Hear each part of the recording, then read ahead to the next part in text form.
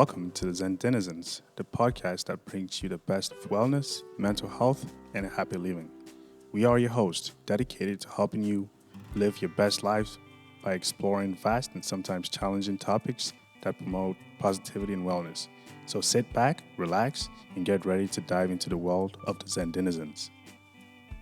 As we open this inaugural podcast, we're going to start in the past, and we're going to listen to the opening of the Zen Den in 2022. Then, we're going to move on to a conversation and meet some of our usual suspects. Continuing on, Sapper will provide their resource panel with special legal aspects provided to victims. A partnership between several 102nd Intelligence Wing agencies has resulted in the establishment of a space for Wing personnel to relax, reconnect, and recharge. The new space has been dubbed the Zen Den. Envisioned by the staff from the Airmen and Family Readiness Center, Office of Financial Readiness, Director of Psychological Health, the Yellow Ribbon Reintegration Program, and the Sexual Assault Prevention and Response Coordinator, the Zen Den is available to all who would like to find a place to reset. No appointment is needed. Just drop by Building 170. Anytime during normal business hours, supervisors, first sergeants, and others can coordinate small group visits also. So I'm already feeling relaxed. Is it working? Like it's ultra chill in here. Yes. It is working. Mm-hmm. That's And- the intention. Yeah, so with that said, well, that was the intention. Yeah. So how We did want people to relax, you wanted people to relax and to zen out. here in the Zen Den, so we could consider this kind of like Zen Den 101. Zen Den 101 is when you walk in that you are not necessarily in where you were before. So giving the availability for change, because the light's different and the sounds are different and the smells are different, and then maybe what you walked out of you can kind of leave behind a little bit easier. Yeah, and we see when people turn the corner and they enter the room, like you can physically see their faces and their bodies relax. It's true. And they're very surprised, like, this is the military room? Like this is here? Well, I have to say, just observing in the few minutes that I've been here, it is lacking one thing: Okay. chaos. Well said. I do like sitting here. So usually when we do a tour and we show people everything, I like to be in the inner sanctum Zen Den to watch them, and as they come around the corner, their face just drops. This is not what they're expecting. So it's, and then they just, after they get off that, they do. Like their shoulders come down. And Awesome last drill. We had an open house, and because it is such an inviting space, we had people that sat for 5 minutes and had coffee with us, or played with the fidgets, or sat here for a little bit, and then when they left, they definitely felt like they were in a better place. But it was really, it's been a great space for community and connecting with people for sure.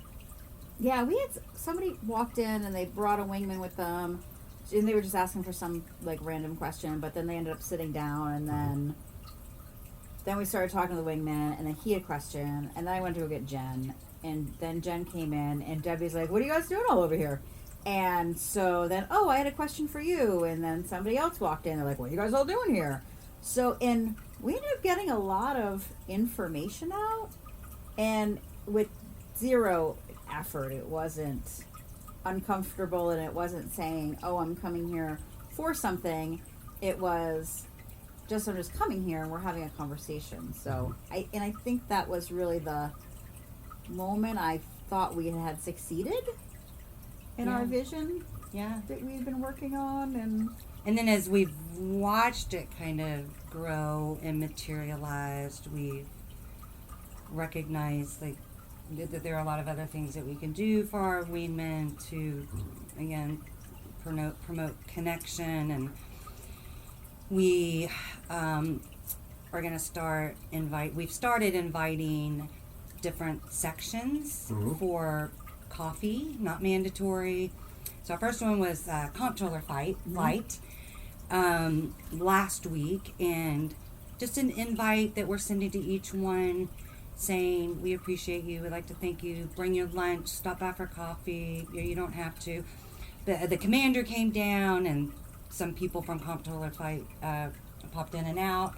But we were all sitting here and just having regular conversations. And again, getting to know your people, being in an environment that's very conducive to just relaxing and being yourself. It's been amazing to just see the transformation of energies and attitudes when people come in. Yeah. And we're going to do some other things in here, some other Zen type groups. Just, we really want people to use this space, and it allows us to connect with people and to remind them what we do and what we're here for, and it makes it a little easier for people, I think, to ask for help if they're connected to us, you know. What a crew we have assembled today. This is Tim Sandlin from Public Affairs, and we are speaking with some members of the Zen Denizens. What is the Zen Denizens, you may ask? It's a brand new podcast from the 102nd Intelligence Wing, brought to you by the members of the Zen Den. Welcome aboard. Hello, everybody. Going counterclockwise around the table, let's introduce yourself. My name's Erin Fay, and I'm the Military and Family Readiness Program Manager here at the 102nd. And I am Jill Garvin, the Director of Psychological Health for the 102nd. And I am Senior Airman Brian Famuki. I'm the top assistant at the Military and Family Readiness Office. Great. Thanks for coming to the studio today. I'm thinking back about a year ago, right to this very day, on episode 10 of the Seagull podcast.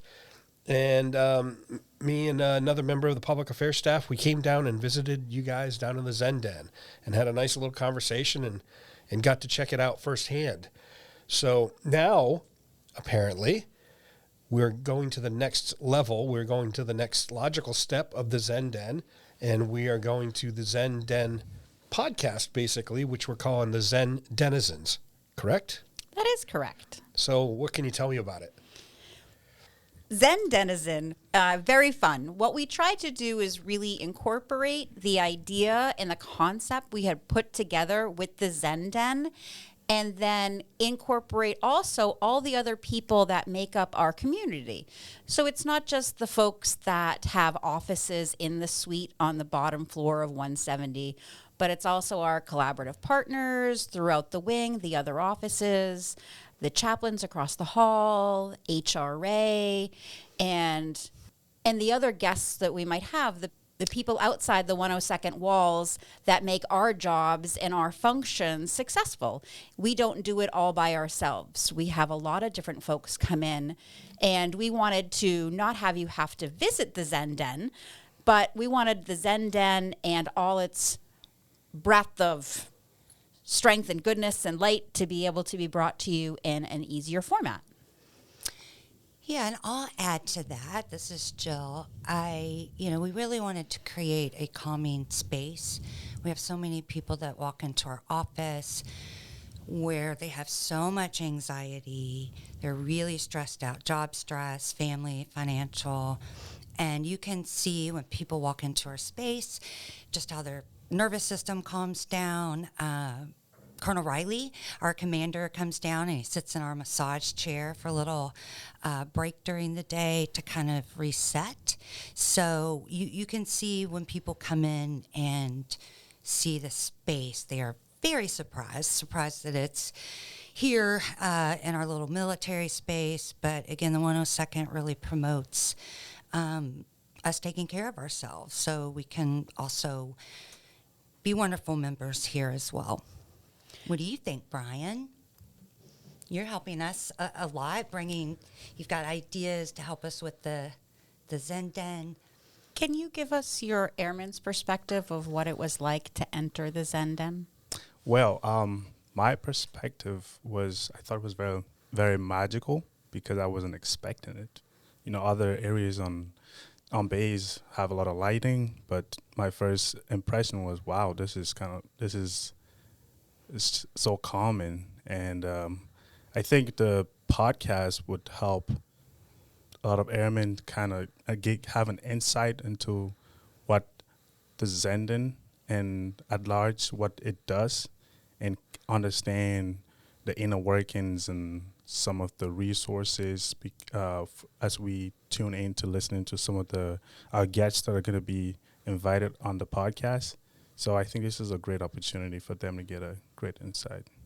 Yeah, and a lot of people are still very apprehensive about coming to see mental health and what that looks like. I have a lot of people that have never talked to someone before, and it's very uncomfortable for them. So to be able to walk in there where it's just a very calming, non-judgmental space, and we're all very welcoming, the lighting's good, we just try to make it a comfortable space so people feel safe and they can get the tools that they need and the support. So it's been very beneficial for that. And if it's okay, I was just going to add that a lot of people that come in to see me are really struggling with anxiety, some people with panic attacks, parenting issues. We just started a mother's group because we had a lot of children born in the last year. So it's for new mothers, experienced mothers, and a lot of women here, and some men actually, dealing with some postpartum.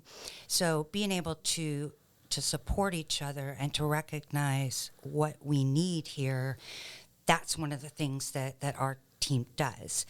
And I have a lot of people that come in with relationship issues, managing unhealthy and dysfunctional relationships and families, and we talk a lot about how earlier experiences impact us as adults and in our jobs. So I really try to offer some strategies, resources. We've even talked about doing some little book reviews on this podcast that have helped us, that have helped other people. So yeah, it's just a very, very resourceful place.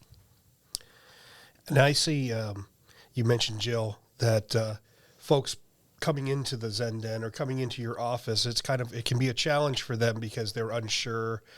Maybe they don't know what to expect. And I see one of the benefits of this podcast is people are going to get familiar with your voices. Mm-hmm. People are going to get familiar with what you're dealing with and what you can assist with.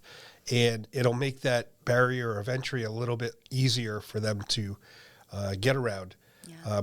They'll be more comfortable and maybe more apt to walk through your door. Yeah, and especially, I say this all the time, and leadership does as well, that if you have a TS clearance, people are worried that if they come in and see me, or if I refer them to a therapist in the community, that it's going to affect their clearance, and it absolutely does not. So there is still that myth that is going on at the wing. So, yeah, I like to just constantly remind people of that. So, I do want to point out that it's the Zen Denizen podcast. It's not all about psychological health. It also includes military and airman family readiness, right? That's true. And we have a lot of things going on in military and family readiness. We have a lot of programs that go down there. One of the things that we've really noticed as far as client services with the change and modification to the Zen Den structure was really the length of times that clients tend to spend. They have an average longer staying time, and we found out that with that, they're more open to share things, so we're able to give them extra resources that perhaps we wouldn't have been able to give before if we hadn't had that time to really develop some relationships and conversations. That's the biggest part that I really enjoy as an outcome of the change, is improving the relationships. When someone comes in, if they're unsure or not really certain, that they're not as hesitant to come back again. So if they have a good experience, they end up saying, okay, this is something that I might be willing to ask certain other questions about. And sometimes people don't even know why they're there. They come in and say, I have something that's a problem. I'm not really sure. And we just kind of talk. And we say, okay, well, what really are the things? And if that's not something that is in my ability or if is in my catchment or my network, knowing the people that we're able to connect them to help solve that problem or ease or get that so that's not so overwhelming is part of our great successes. It's not specifically those things that are delineated by the AFI or by the DOTI that we're supposed to do, but each person as an individual has these challenges, and how do we help give them the resources to rise and meet that and have a better self of well-being. And I like that we are a one-stop shop. There are people that come to you and you start to recognize that they need a little bit more support around their stress or mental health.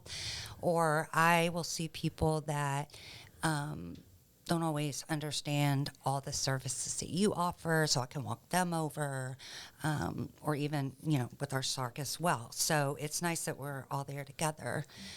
And we also have a community action team each month where we do discuss the needs of the wings, things that we can do and offer.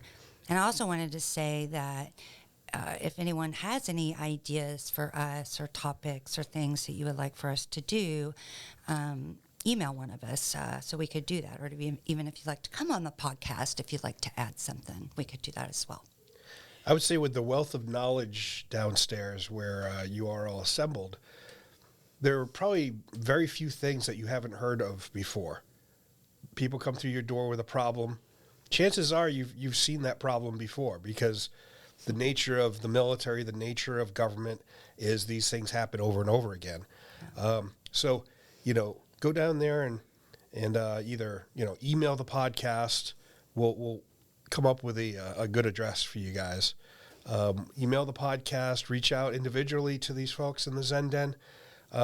Chances are someone's heard of your problem before and can probably help you or at least point you in the right direction. Yeah, I always say when people come in, well, first, people apologize when they cry. And, I'll say this is the space to do that. It's absolutely okay. It's safe to do that. Or when they're sharing the things that are going on with them, sometimes they'll apologize for that too. And I'll say, listen, that's what I'm here for. I hear a little bit of everything and no judgment. And this is your pain and what you're going through. So, yeah, just really making sure that people know that that's okay and no judgment from any of us. When we chose Denizen to be embedded in the name of the podcast, it was because it represented community and it represented the gathering of people and what our mission is in that light of the Zen Den, that bringing everything together and bringing peace and calming and knowledge and enlightenment. And we hope to reflect that in these pieces and just, again, make it more accessible for everyone. Yeah, and we are also, like Aaron mentioned earlier, some outside resources. We have a representative from the Vet Center that comes in twice a month. We have Heroes in Transition that comes in on Wednesdays and offers a lot of events and services and retreats, which is pretty amazing. And then we also have yoga here once a week with different kind of topics, and we've had a great turnout for that.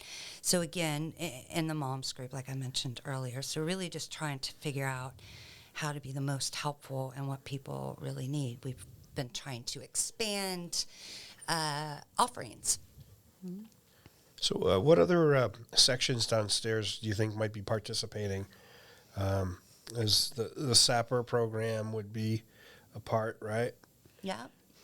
Oh, they're also part of she's the sexual assault response coordinator, but we also have an added, and I can't really speak to that very well. I don't have the language, but around domestic violence and harassment. So, so that's another piece of us being able to make sure that we're offering those services and support as well. Chaplain and that. Yeah. Our whole CAT team is something we'd really be expecting to have, as well as others. But For those who are unfamiliar, that is our chaplain corps. That's our warrior fitness. That's going to be nutrition, and that's going to also be diversity, equity, and inclusion. That's going to be first sergeants and chiefs and all the people that are here to try to work for you are the pieces that we're going to want to highlight in here in some way or another, either it's through conversations or if they're looking to share or impart something that's going on with recognizing their specific month or something that has sort of goes in tandem to our goals. We expect to see them, and we definitely invite them to come and share in this opportunity. Sure. Transition assistance is another one, right? Transition assistance program, the TAP program. Yes, that's correct. So the transition assistance program is basically working with members coming off of Title X orders, helping them with the process from the beginning, from pre-separation until completion. So my goal is to make sure that our members have the benefits that they qualify for as they transition back into their civilian lives. So I've been working with members across the wing, the intel wings that go active here on base. So that's basically what we do, and we have resources set aside and for our members that are transitioning back to the civilian life. So I'm also I'm privy to the fact that you're wearing two hats on this podcast. So you're handling TAP, but you're also producing. Right. I decided to take on this challenge because I thought it would be a great learning opportunity for me. It also gives me some exposure to be able to sit on some of these panels and have these conversations. So I think this is part of my legacy. Once I'm done, this is something I can say, okay, I helped establish this program for our members in our on base and in our community. That's I'm great. going to start calling you my producer. That kind of sounds I'll really accept cool. that. Well, This is my producer. In public affairs, we appreciate you stepping up because it takes a little bit off our plate because this is an important program, this podcast. It's important information going to our important people in the wing, our airmen, and it wouldn't be as possible without your help.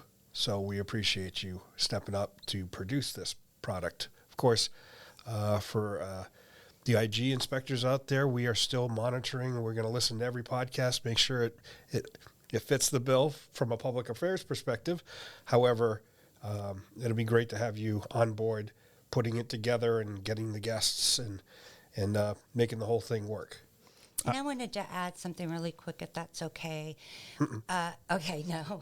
Well, my producer says I can.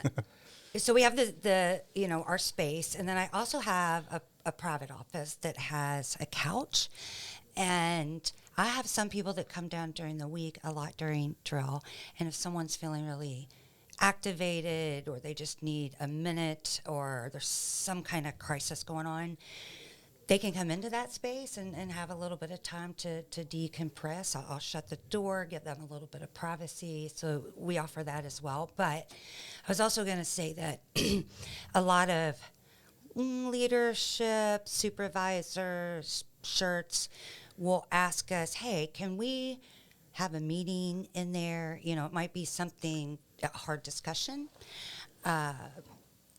Yeah, so we like to offer that for people because it does offer a little bit of a softer approach, and it's a little easier to talk to folks if there's some kind of issue going on. So if anybody ever wants to utilize the space, let us know. Yeah, that unintended use of that space resulted in the last year, us looking at, okay, we have these people using that space. How do we maintain their anonymity as far as not having other people see? So we were able to use some design features where we have movable walls, and if someone is in that space, and we can move that so they can leave and enter without being seen by other folks, without having another door. So we were able to be creative and make sure that we were meeting the needs of the folks and doing the very best we could to honor them and their right to privacy. It's kind of like using movable walls to remove barriers. Ooh, I like that. What do you think? Yeah. No, that's good. That's great. That's good. It was awesome. I would also say if you've never been into the Zen Den, come down and check it out. It is the most fulfilling place you can be on base. You know, if you're stressed out, that could be escape for a few minutes. So definitely come down and check it out. And the other thing, we just got a keyboard. We actually have a lot of creative people here at the wing that are musicians.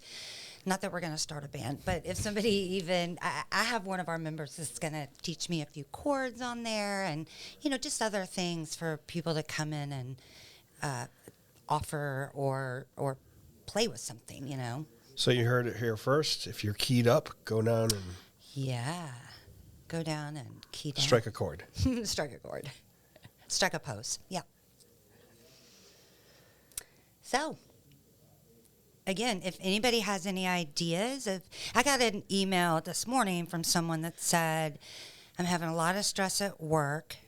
The person did not want to come in and see me, but they asked, do you have any tools or tips to deal with anxiety, podcasts, meditation, resources? So I get a lot of that. So that's why this podcast, we could offer some different things each month, some really tangible tools that people can use. I really harp a lot on breathing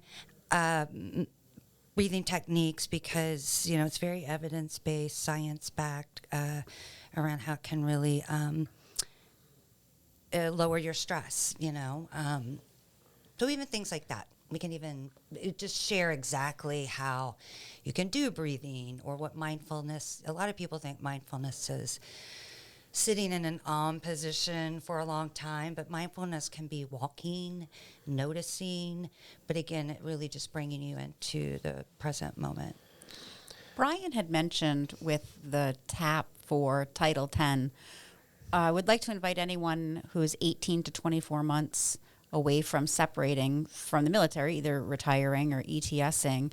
This upcoming Jill, we will be holding our pre-separation counseling, directly addressing those members, which tend to listen to TAP with a little bit of a different ear. And that is the retiree separatee conversation and clients that I have are probably, I would say 40% of the people that I see that continually come back, and we do extended services for how they want to tackle the list of things that they want to readdress, moving from a position of being dual-hatted in the Department of Defense and the VA to just being in the VA. And I would encourage anyone in that space, in that timeline, to come join us and to get their list looked at, see what they're doing, and start that journey so we can have all those things addressed. Going through retirements, the first time you're going to do it, it's not an osmosis. You don't know all the pieces, and it does tend to have a lot of different individualized components that I try to address with everyone with care. We want to make sure that you and your family have the ideas and you're set up so when you are able to get, your ceremony, or when it's the day you put your uniform on for the last time, that you look back and you are leaving the door and you know everything's buttoned up nice and tight and you're all set for that next part, that next journey of yours. Great. I was just thinking, as we're starting to wrap this up, because this is a podcast and it goes everywhere, we need to just at least point out, this podcast, the intended audience are airmen and families of the 102nd Intelligence Wing, but it's also for our extended family here, the people that the Zen Den folks support, but also, you may not be able to walk in and use the tools if you listen and say you're on the other side of the country or somewhere else. But there are going to be some great tools and some great talks and discussions and information coming out of this podcast. So just because you are not a member of the 102nd Intelligence Wing doesn't mean that you can't subscribe and listen to this podcast every month. I think you will find a lot of great information. So I just wanted to point that out because These podcasts can go viral. They can go global. You're going to have a lot of great information on here, but not everybody is geographically adjacent to us. Yeah. Right. And I'm really glad you bring that up, because the information, whatever it is, I always say never does any good on my desk. And it doesn't do any good necessarily just on this base.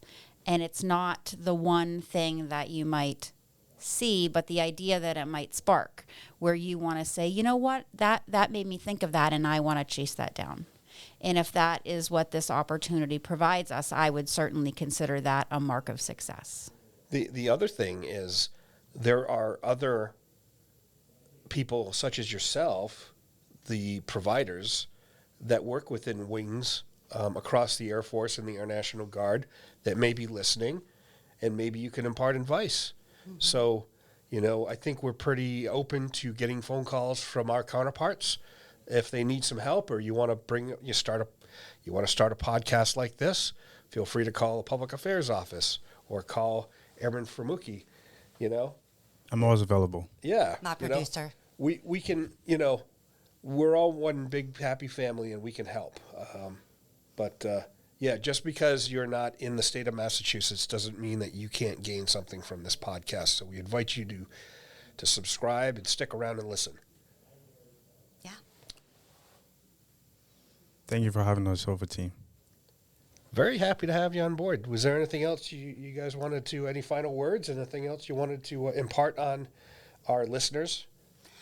No, I just always like to remind people to please contact me. I love to hear how people are doing and supporting you, our members. So, yeah, just make sure you reach out to me if I can do anything. And we look forward to seeing members visit us in the Zen Den. That's great. We will try to get an email address to tack on to the podcast before it goes and gets published. So be looking for that. I'm sure we'll get the word out there. Thank you, Tim. Thanks for joining us. Thanks, Tim. Thank you. Thanks, sir. Joining me today, we have the SAPR resource panel. To my right, I'm going to let them start off to my right and introduce themselves.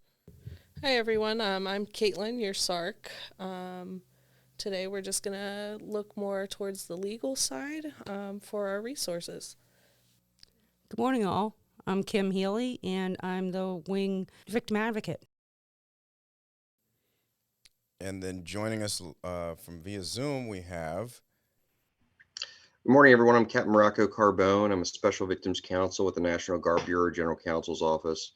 I'm assigned to the East region, so that includes your base and many of the other states on the East Coast. Thank you so much for joining us. How's everything going on where you're at right now? It's going well. Thank you. All right. Thanks for being here. So real quick, I did want to start off with one of the questions that we have is what is the role of the SVC in the sexual assault and harassment cases, and what are some of the services that y'all provide?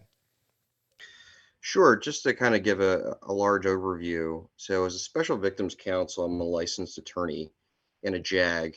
And so I have a military affiliation. My home unit is actually the 108th Wing at the New Jersey Air National Guard.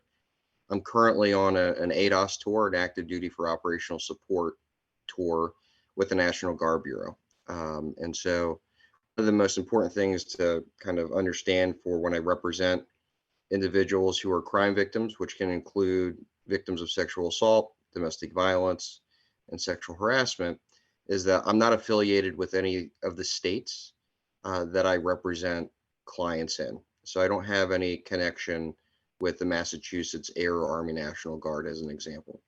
So my job is to represent the victim of a crime, and I have an attorney-client relationship with them. And so to answer your question, the scope of what we do includes both sexual harassment, domestic violence, and sexual assault. And so what we primarily work with at the very beginning is assessing and consulting with the client to, number one, make sure they're safe. And usually by the time that a person has been assigned to me, they've already spoken to the SARC or a victim advocate. So there are safety precautions that have already been put in place. And then kind of talk about with their permission and their understanding, what happened, so we can understand jurisdiction, so we can understand who should be investigating if that's what the person wants to see happen, which isn't always the case, and then kind of go from there in terms of my part in educating the victim client about their rights and then their decisions that they have the power to make about how they want to proceed with investigations or without. Thank you for laying that out. How is the tempo right now, and how are you seeing any different changes or? Right. So I can tell you, so I've been in the job since July of 2021. As a little bit of background, I've been a JAG for 6 years and I've been a lawyer for going on 13. So as a JAG, I've been a kind of a prosecutor and advised commanders. I've also been a defense counsel, and now as an SVC for going on 2 years. And and I offer that just to kind of let you know I have varying experiences and different perspectives. But most importantly, I also see that tempo has changed somewhat. Since July of 21, I've been assigned about 50 cases. And so what's important to understand as part of my role, I'm assigned again to the National Guard Bureau, which is a joint assignment. So I have both Army and Air cases. So those cases, as I mentioned, are not ever going to be from New Jersey for me, but those cases sometimes come outside of my region. So it's not just the East Coast. I've had cases in the South and the Midwest. And so the tempo we are anticipating will increase within the next year or so as the scope of our practice is being broadened to include sexual harassment. Because historically, the role of the Special Victims Council was to represent victims of sexual assault. And then it expanded to domestic violence. And now it's expanding to sexual harassment. And so with that will result in an increase more than likely in our caseload. Which I also find it extremely exciting that we're finally including sexual harassment with the limited services. So I can also assist with those cases as well. If someone wanted to ask questions or inquire, my office is always open. Right on. Can people talk with the Special Victims Council prior to making a report, or either sexual assault or harassment? Yeah, so one of the main parts of my job, usually, so the way a case gets assigned to me is typically through a SARC putting up a report to my headquarters. And then the case gets assigned to me, and sometimes that case gets assigned for consultation purposes. And so the person has not signed a 2910, which is the form to make a decision whether to go restricted or unrestricted. And they just want to know what their rights are. And they want to know, hey, if I go restricted, what does that mean? What does that look like? And vice versa. If I go unrestricted, what's that going to look like? And so oftentimes, I will have cases where individuals have made a decision that they want to go unrestricted and they're ready to go. And many times that's not the case as well. And so part of my job is making sure that the person is fully informed at that upfront decision point about, hey, if we go unrestricted, we can't go unrestricted at that point. Right. And if we go restricted, we have that decision later on where we can convert to unrestricted.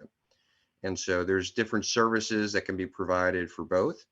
But it's definitely part of my job is to make sure that the person who's making that decision feels empowered and is okay with that decision as well. I don't want someone to not just know their rights, but feel pressured one way or the other. Absolutely. One of the things that I like to say to a client is, and I don't mean this facetiously, I really don't care what you decide.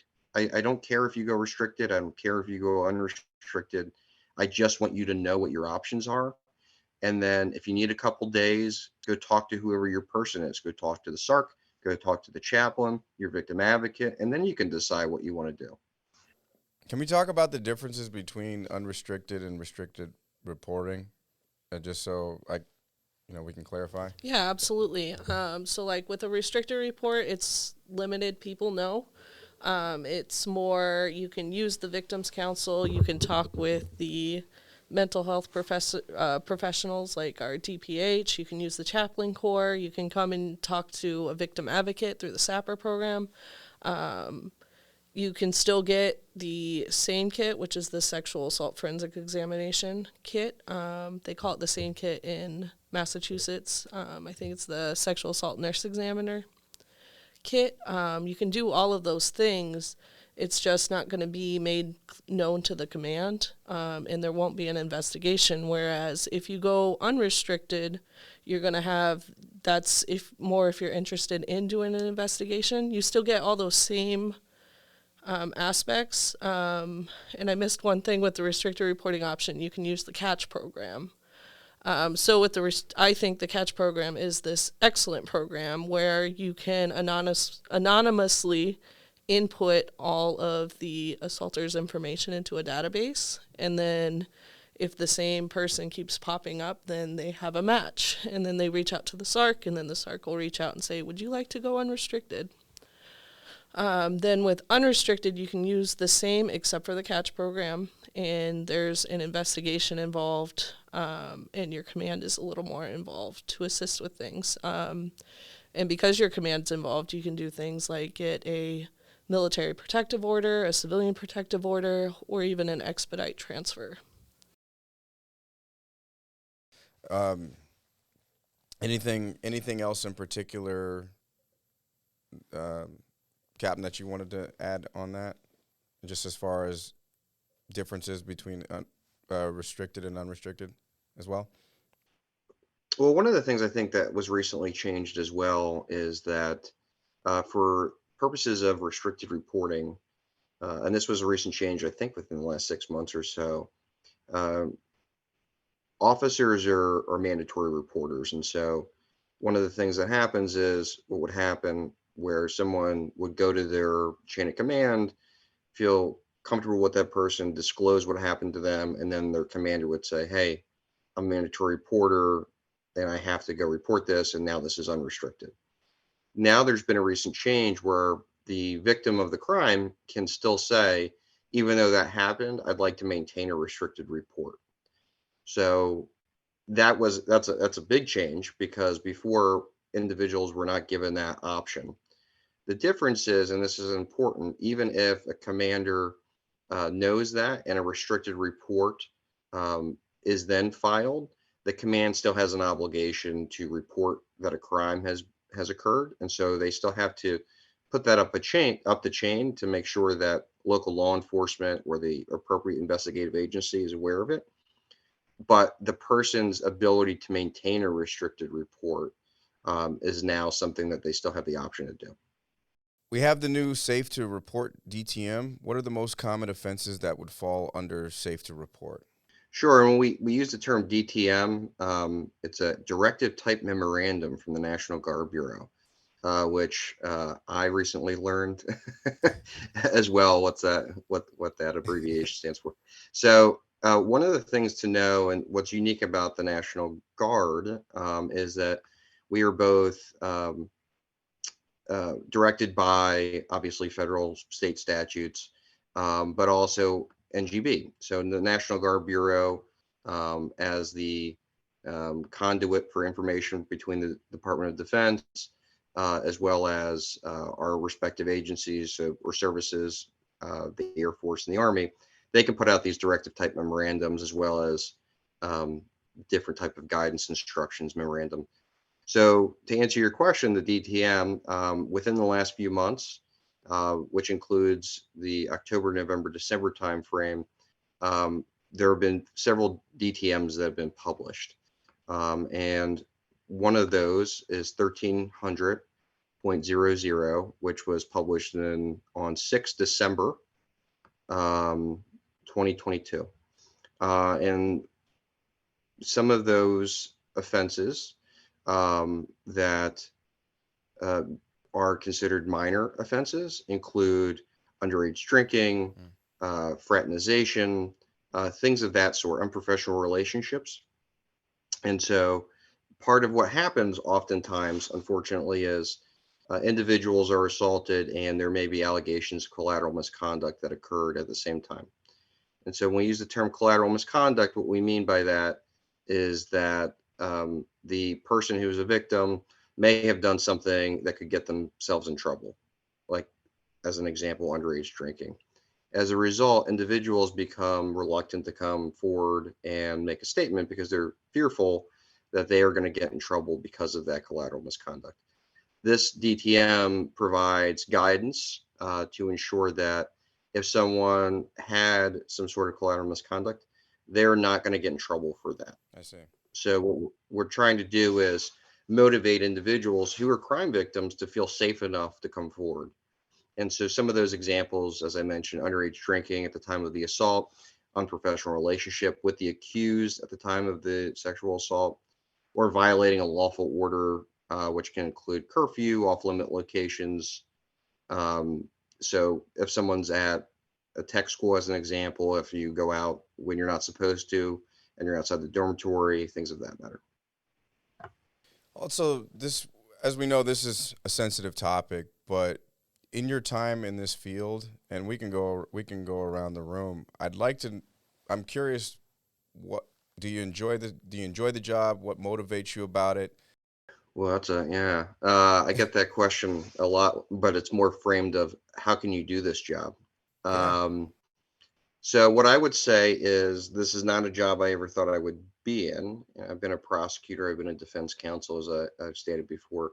And in the civilian world, there are no such things as special victims counsel. We don't have individuals who are assigned clients in this manner. And one of the things when I'm consulting with someone who is deciding whether or not to have SVC services, is I just describe myself as a free lawyer. Do you want a free lawyer? And usually the answer is yes. So do I enjoy this work? I enjoy helping people broadly, and this is an area of the law that people feel they're afraid, candidly. They're very afraid about what's going to happen to them personally, professionally, and it's one of the most impactful types of jobs I think I've ever had, because you can genuinely help alleviate someone's fears and then advocate for someone who really has felt powerless, sometimes for many years. And you get to be the voice for them against anyone in their chain of command, and sometimes up to 2-star generals, to make sure that whatever they want to see happen, as long as it's lawful and ethical, I can advocate for that. And so that's something that I take very seriously, as well as appreciate about this job. I got into this line as well, just because I wanted to help people. I was in security forces, so I kind of got to help people, but it really wasn't for me. I wanted to be more hands-on and able to actually take people to where they needed to get help. And in this position so far, I feel like I have been able to kind of make more of a difference than I did. I was also a victim advocate in the Navy, and I enjoyed doing the trainings and helping with the prevention aspect as well. Just walking around and having conversations with people, it really was something that made me go, this is something I want to do. So here I am. I'm glad you're doing it. I appreciate you. I just stepped into this just about a week ago, and I came into it for the pure reason of wanting to give people a voice.